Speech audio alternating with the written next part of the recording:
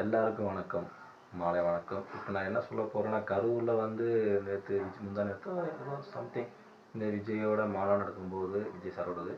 இப்போ வந்து இத்தனை செத்தாங்க. இது விஜய் தான் காரணம். விஜய வந்து எல்லாரும் கழுவி ஊத்துறீங்க. அது அந்த அளவுக்கு நீ தப்பு. தமிழ்நாடு மக்களுக்கு வந்து கொஞ்சம் நினைச்சு பாருங்க பார்க்கலாம். அப்போ அது என்னன்னா, இப்போ வந்து மு.க. ஸ்டாலின் ஆகட்டும், எடப்பாடி ஆகட்டும், பின்ன செந்தில் பாலாஜி, இவங்க எஸ்பி வேலுமணி, இவங்க எல்லாருமே வந்து அவங்கவுங்க சொத்துக்களை காப்பாற்றுறதுக்கு வேண்டி இப்படி தத்தம் பிடிச்சி அலைகிறான். ஏன்னா எவனுமே அரசியலுக்கு வரவன் நல்லது யார் பண்ண போகிற மு.க. ஸ்டாலினுக்கு இத்தனை வருஷம் இருந்தால் அப்படி ஒரு வெங்காயம் பண்ணல தமிழ்நாட்டில். இந்த தமிழ்நாடு மக்களுக்கு கொஞ்சமாவது அறிவு இருந்தால் கொஞ்சம் நினச்சி பாருங்க என்ன. ஏன்னா பொதுவாக ஒரு ஜெண்டர்லாம் வந்து இப்போ வந்து இவன் எல்லாம் எடுக்கிற 1000 ரூபா இதுக்கு 10 மாதம் கொடுக்குறது ஒரு ஏழைப்பாள மக்களுக்கு என்னென்ன பண்ணலாம். ஆனால் மு.க. ஸ்டாலின் இந்த ஆட்சியில் வந்து இப்போ அந்த ஒன்றுமே இல்லை. இப்போ விஜய் சார் வந்து இப்போ செத்தது வந்து நான் பாவம் தான்.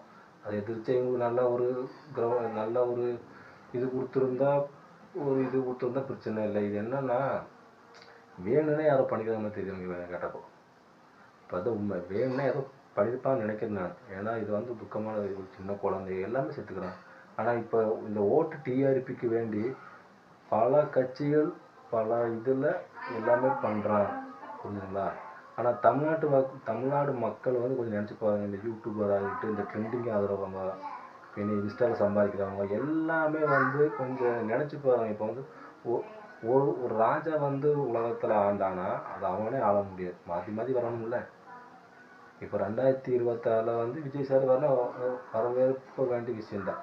அது வந்து அவரே எதுக்கு எல்லாமே தாக்கி பேசுகிறாங்க. எல்லா கட்சியில் இருந்துட்டு ஏன் ஒரு ஆள் முன்னுக்கு நான் குத்தம் ஏன் இப்போ மு.க. ஸ்டாலின் தான் ஏதாவது பட்டப்பட்டு கொடுத்தீங்களா? அவர் மட்டும் தான் ஏதாவது உலகத்தில் வந்து ஆளணும்னு இல்லை தானே. யார் வேணால் வாழலாம். ஆனால் மக்கள் நீங்கள் தான் தீர்மானிக்கணும் எல்லாமே. இது வேண்டி நான் வந்து டிஆர்பிக்கு வேண்டியோ இல்லை இந்த யூடியூப்பை சம்பாதிக்கணுமோ அந்த ஏக்கத்தில் சொல்லலை. இல்லை நீங்கள் ஸ்ட்ரைக்கு பண்ணாலும் சரி, பண்ணாமல் போனாலும் சரி, இல்லை கமெண்ட் எனக்கு கணிப்பு பிரச்சனை இல்லை. பொதுவாக ஜென்ரலாக கருத்துக்கள் இது அவ்வளோதான்.